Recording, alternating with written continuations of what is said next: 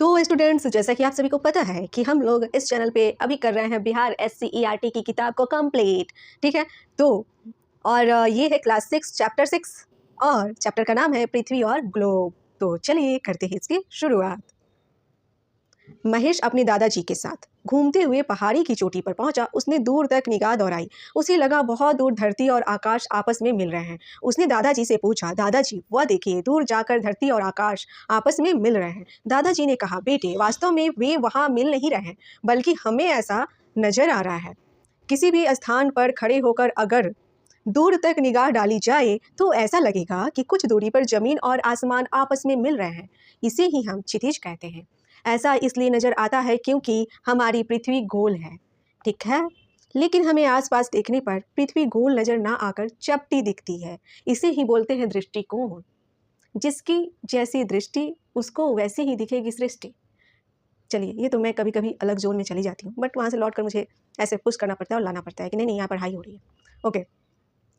तो इसका कारण यह है कि हम एक जगह खड़े होकर पूरी पृथ्वी को एक साथ नहीं देख सकते हैं।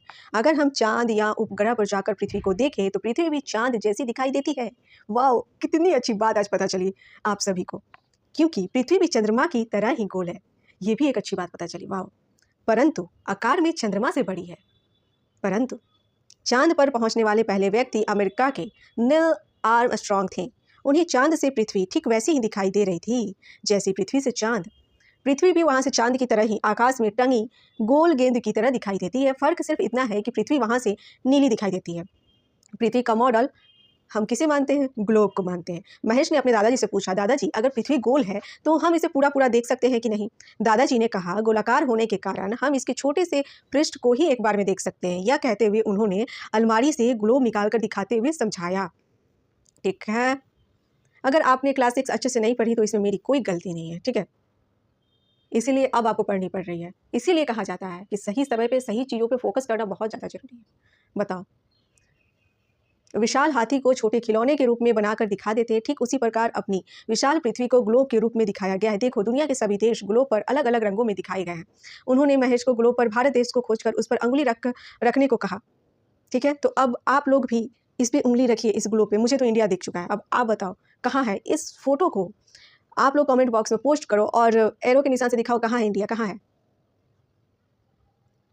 ठीक है। उंगली रखने को कहा तथा किसी भी दिशा में उंगली बढ़ाते हुए वापस भारत पर आने को कहा। उन्होंने बताया कि जहां नीला रंग दिखाई पड़ रहा है वह सागर और महासागर है। उन्होंने यह पता करने को कहा कि ग्लोब के अधिक हिस्से में क्या है, महासागर या जमीन के भाग। ठीक है। आप लोगों को तो पता चल ही गया है और पता होना चाहिए। ठीक है। अगर नहीं पता है तो ये आपकी गलती है, आपके पेरेंट्स की नहीं या आपके टीचर्स की नहीं। मानचित्र एवं ग्लोब। दादाजी ने कहा, ग्लोब गोल है जो मानव द्वारा बनाया गया पृथ्वी का छोटा मॉडल है, जबकि मानचित्र चौरस चपटे सतह पर बना होता है, परंतु दोनों में जल एवं थल भाग के हिस्से को विशेष रंगों से दिखाया जाता है। अब उन्होंने संसार का मानचित्र दिखाकर बताया कि जमीन के बड़े बड़े हिस्से जो महासागरों से घिरे हुए हैं वे महादेश हैं। इन्हें स्थल भाग कहा जाता है। स्थल पर ही लोग रहते हैं। ठीक है। ये क्या है? स्थल एवं जल वितरण को दिखाता विश्व का मानचित्र। देखिए, रहते हैं और इसी पर गांव, शहर, नदी, नाले इत्यादि है। महादेशों की कुल संख्या 7 है। आइए महादेश और महासागर के नाम को जान लेते हैं। तो महादेश एशिया, यूरोप, ऑस्ट्रेलिया, अफ्रीका, उत्तरी अमेरिका, दक्षिण अमेरिका, अंटार्कटिका। अब महासागर, हिंद महासागर, प्रशांत महासागर, अटलांटिक महासागर, आर्कटिक महासागर। ठीक है। चलो, महासागरों की कुल संख्या 4 है। ये बहुत गहरे होते हैं। इनकी औसत गहराई लगभग 4 किलोमीटर तक होती है। यदि हमें एक महादेश से दूसरे महादेश तक पानी के जहाज से महासागर पार करके जाना हो तो कई सप्ताह लग जाते हैं। सफर के दौरान कई दिनों तक चारों ओर सिर्फ पानी ही पानी दिखाई पड़ती है। सभी महासागर आपस में जुड़े हुए हैं। आर्कटिक महासागर को उत्तरी एवं दक्षिणी हिम महासागर भी कहते हैं। ठीक है, क्योंकि अत्यधिक ठंड के कारण यहाँ बर्फ जमी रहती है। भाई ध्यान दो, पढ़ाई पे ध्यान दो। देखो कैसे एग्जाम के लेवल हाई होते जा रहे हैं। प्री और मेंस देने हैं बच्चों, देने हैं तुम लोगों को। ठीक है, थोड़ा सा पढ़ लो, थोड़ा सा पढ़ लो। अक्षांश एवं देशांतर रेखाएं। अगले दिन जब महेश विद्यालय पहुंचा तो कक्षा में गुरुजी भी ग्लोब का अध्ययन करना ही बता रहे थे। उन्होंने बच्चों से प्रश्न किया। ठीक है। प्रश्न क्या है? 50 ओवर का क्रिकेट मैच गुवाहाटी में 8:30 बजे शुरू होता है, जबकि मुंबई में वही मैच 9:30 में शुरू होता है। ऑस्ट्रेलिया के सिडनी शहर में सुबह 10 बजे हॉकी मैच शुरू होता है। उस समय पटना में सुबह के 5 बजे थे और लोग सोकर उठ रहे थे। ईटानगर में जब सुबह की धूप खिल जाती है उस समय गुजरात के भुज में भोर होने वाली होती है। ठीक है। तो ये आपको समझाया गया है क्वेश्चन। और यहीं से मुझे एक बात याद आ गई, जब मैं जा रही थी JNK यानी कि जम्मू और कश्मीर में जा रही थी। तो अब जैसे हम लोग पहुँचने ही वाले थे कश्मीर, उस वक़्त क्या हुआ कि मैं देखती हूँ कि मेरे मोबाइल में टाइमिंग हो रही थी 6:30, ठीक है? और मेरे हस्बैंड के मोबाइल में टाइम 7 बज रहे थे, शायद एप्रॉक्स 7 या साढ़े 7 ऐसे ही। तो फिर मुझे लगा कि शायद मेरी घड़ी ख़राब हो गई है।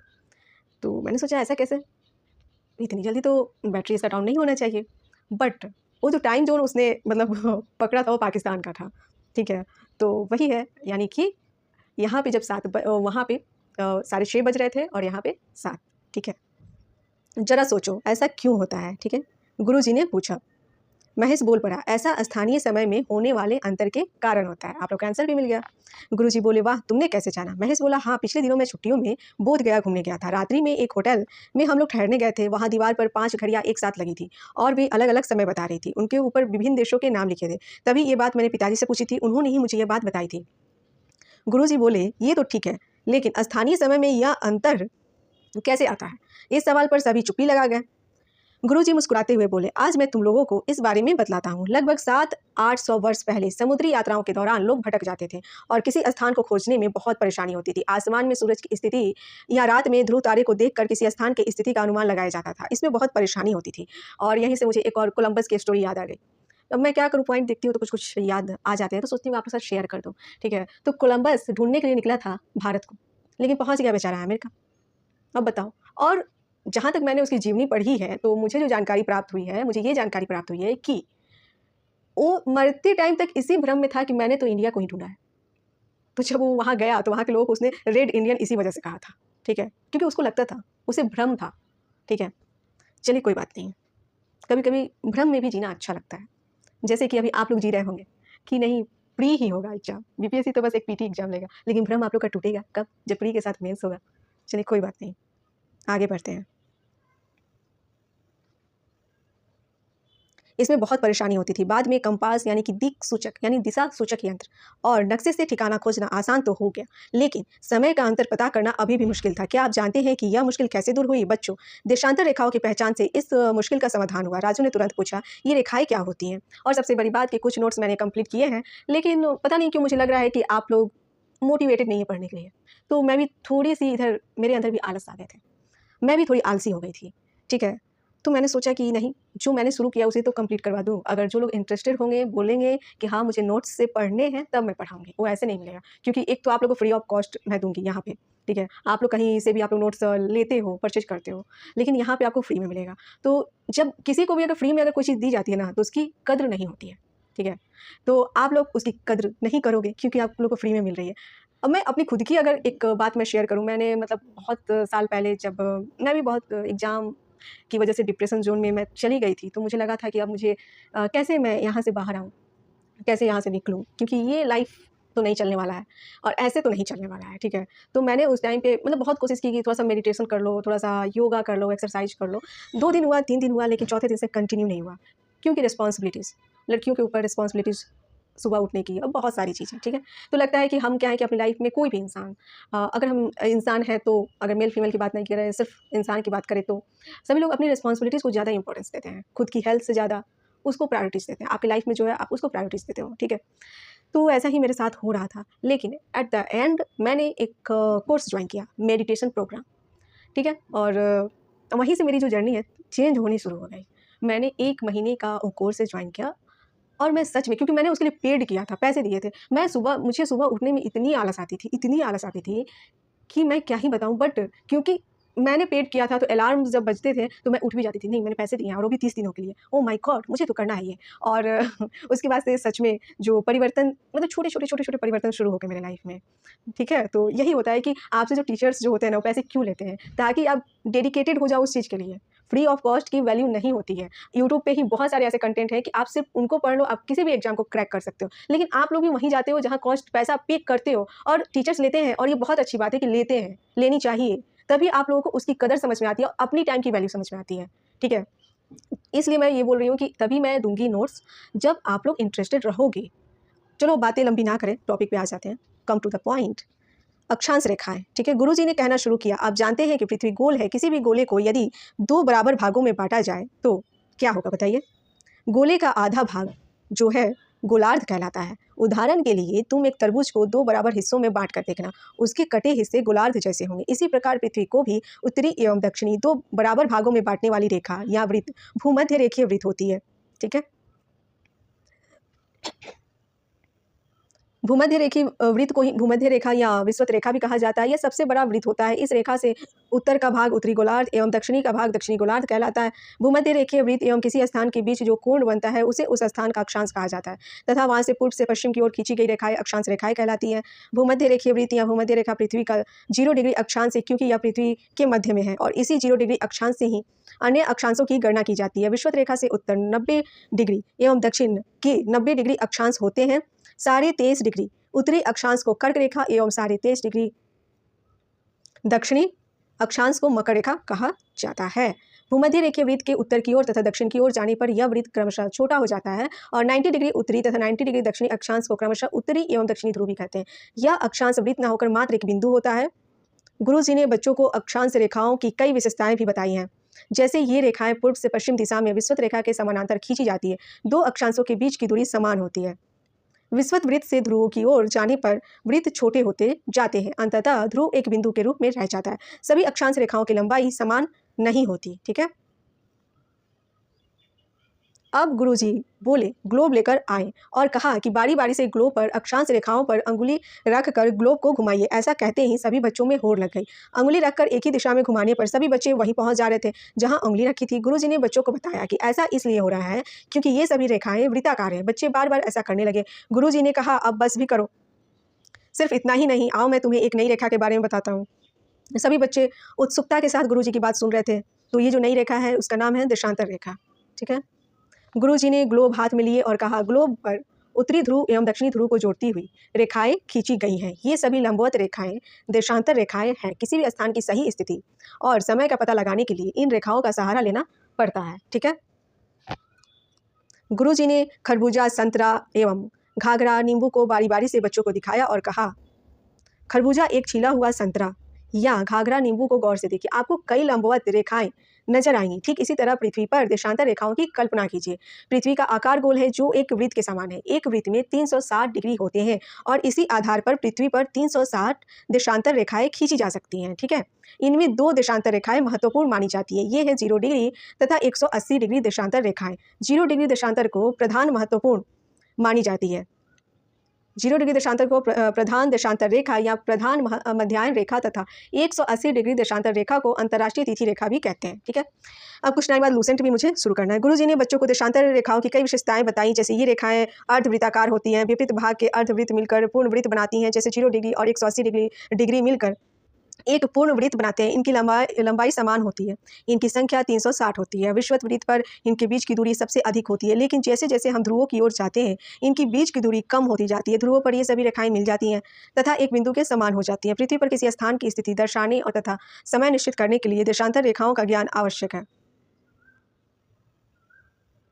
180 डिग्री देशांतर रेखा एक ही रेखा होती है, इसलिए यह पूरब या पश्चिम नहीं होता। क्या आप जानते हैं कि सूर्य के सामने घूमती हुई पृथ्वी को एक देशांतर से दूसरे देशांतर तक पहुंचने में कितना समय लगता है? तो 4 मिनट का समय लगता है। विभिन्न देशांतर पर स्थिर स्थानों का समय भी अलग अलग होता है। देशांतर रेखाएं तिथि निर्धारण में भी सहयोग देती हैं। 180 डिग्री देशांतर रेखा को सामान्यतः अंतर्राष्ट्रीय तिथि रेखा भी कहा जाता है। इस रेखा से पश्चिम जाने पर एक तिथि बढ़ा दी जाती है, जबकि पूरब की ओर आने पर एक तिथि घटा दी जाती है। ठीक है, गुरुजी ने कहा, महेश के पिताजी ने अमृतसर से लाहौर के लिए जिस समय उड़ान भरी थी उस समय उनकी घड़ी में 12 बज रहे थे। आधे घंटे की उड़ान के बाद जब वह लाहौर पहुंचे तो वहां एयरपोर्ट की घड़ी में भी 12 ही बज रहे थे। उन्होंने अपनी घड़ी में भी 12 बजाया और काम पर चल दिए।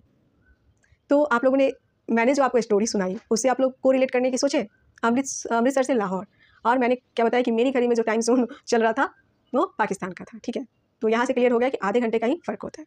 महेश बोल पड़ा, मुझे समय का रहस्य समझ में आ गया। तभी तो मैंने एक होटल में कई घड़ियां एक साथ लगी देखी थी जिसमें अलग अलग समय हो रहा था। रेहाना बोली, गुरुजी, पृथ्वी पर बनी ये रेखाएं क्या लोगों के आने जाने से मिट नहीं जाती होंगी? गुरुजी ने समझाया, ये सभी रेखाएं काल्पनिक होती हैं। जिस प्रकार आप अपने मस्तिष्क में किसी भी वस्तु का चित्र बना सकते हो, उसी प्रकार यह भी कल्पना की गई है। वास्तव में ये रेखाएं पृथ्वी पर नहीं है। अक्षांश रेखाओं से हम किसी स्थान के तापमान का, देशांतर रेखाओं से समय का, एवं जहाँ अक्षांश एवं देशांतर रेखाएं मिलती हों उससे उस स्थान की स्थिति का पता करते हैं। अब आइए, क्योंकि यहाँ पे मस्तिष्क में बनने वाली कल्पना की बात हो रही है, ठीक है। इसमें इस वीडियो में मैंने कुछ बातें कर दी, बट सारे के सारे इंपॉर्टेंट हैं, ठीक है। और अभी जो मैं करने वाली हूँ, जो मस्तिष्क में कल्पना वाली बात है, ये बहुत ज़्यादा इंपॉर्टेंट है। क्या आप लोगों को लगता है कि सिर्फ मेहनत करने से ही आप सक्सेस हो जाओगे? तो आप बहुत बड़े भ्रम में जी रहे हो। मैं ऐसा नहीं कहती कि ऐसा नहीं होता, बिल्कुल होता है। लेकिन कभी आप सोचते हो कि जो फेलियर इंसान कैसे सक्सेस हो जाता है? कैसे? उसकी ऐसा क्या बिल्डअप करता है, वो खुद के अंदर ऐसे कौन से फीचर्स डालते हैं डालता है जिससे वो सक्सेस हो जाता है, ठीक है। तो यही होता है इमेजिनेशन, मेडिटेशन। तो इमेजिनेशन, आप संसार में जो भी चीज़ें आप देख रहे हैं, आपके सामने जो दिख रही हैं, यहाँ तक कि जो कुर्सी है, ठीक है, जो टेबल है, ये क्या है? ये सभी इमेजिनेशन है। और ये पहले आपके माइंड में इमेजिनेशन क्रिएट होती है, फिर इन्वेंशन होता है। क्या पहले इन्वेंशन होता है फिर इमेजिनेशन होता है? बिल्कुल नहीं। पहले आप इमेजिनेशन करते हो फिर इन्वेंशन करते हो। ये जो एरोप्लेन है, ये जो बैडमिंटन है, जो भी चीज़ें आपको दिख रही हैं, सभी की सभी इमेजिनेशन है, ठीक है। तो अब मैं आपको एक टेक्निक बताऊंगी। जो एवरेज स्टूडेंट है, या फिर जो लोग सोचते हैं कि हम लाइफ में सक्सेस नहीं हो पाएंगे और कभी भी मोटिवेट नहीं रहते हैं, हमेशा डीमोटिवेट रहते हैं, और सबसे बड़ी बात है कि उनके आसपास के लोग निगेटिव होते हैं। मैंने आपको पहले भी बोला है कि आप निगेटिव लोगों से दूर रहा कीजिए, लेकिन दूर कैसे रहें, ठीक है। तो सबसे बड़ी बात कि आपके माइंड में कोई कचरा डाल रहा है, ठीक है। अच्छा, मान लो कि आपके घर के सामने कोई कचरा डाल के चला गया, तो क्या आप बर्दाश्त करोगे? क्या उसको 2-3 बातें सुनाओगे ना?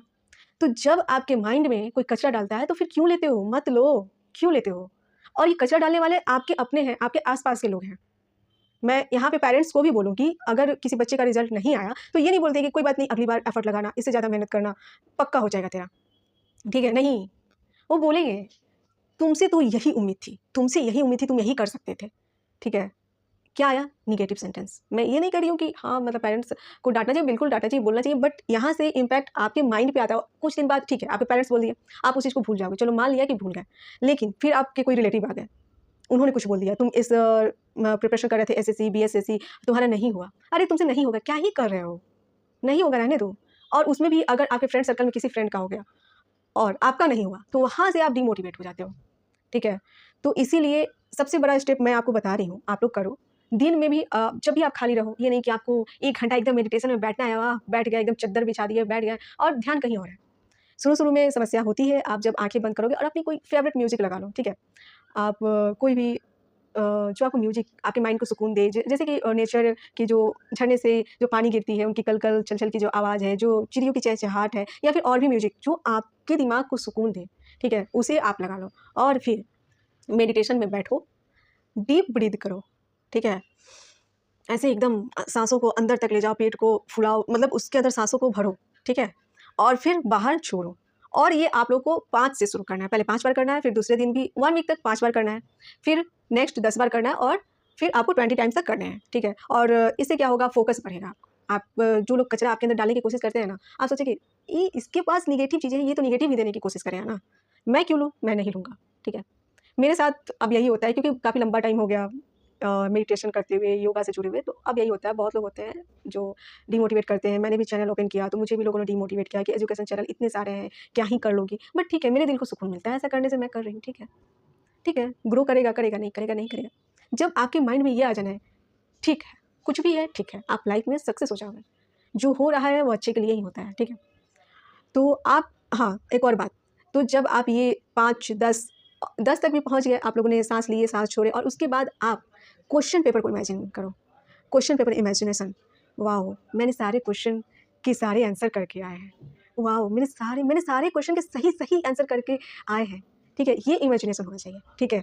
और फिर देखो, और सच में तुम्हारे साथ मैजिक होगा, और वो मैजिक ये होगा ना कि तुम लोग जब एग्ज़ाम में जाओगे ना, सच में तुम्हारे सामने, मतलब जो तुम पढ़े रहोगे वही क्वेश्चन पेपर तुम्हारे सामने होगा। तो ये चीज़ें होती हैं, जो लोग सक्सेस होते हैं अपनी लाइफ में, वो इसको फॉलो करते हैं, ठीक है? तो मैंने ये टेक्निक बताई, थोड़ा-सा लंबा वीडियो चला गया, बट अगर आप लोग इसको कीजिए, ठीक है। अगर मेरी बात बुरी लगी हो तो उसके लिए सॉरी, बट मुझे लग रहा है कि आज जो मैंने आपको दिया है वो बहुत ही ज़्यादा इंपॉर्टेंट चीज़ दिया है। इसके लिए मैं स्पेशली वीडियो भी बना सकती थी, बट मैंने नहीं बनाया, मैंने यही दे दिया। और जो लोग इस वीडियो के यहाँ तक पहुँचेंगे ना, उन्हीं को ये बात मिलेगी, ठीक है।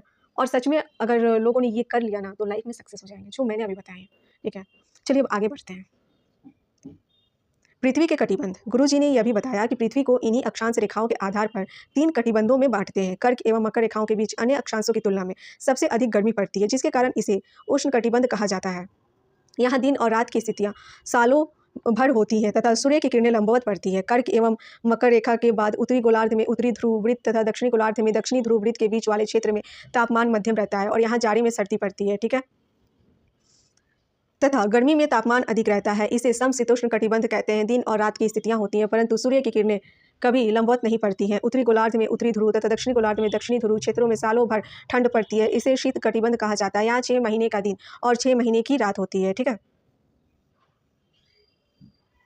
तो ये चैप्टर हो गया खत्म। ठीक है, और अब मैं आपसे मिलूंगी अगले वीडियो में अगले चैप्टर के साथ। चलो बाय। Oh shit.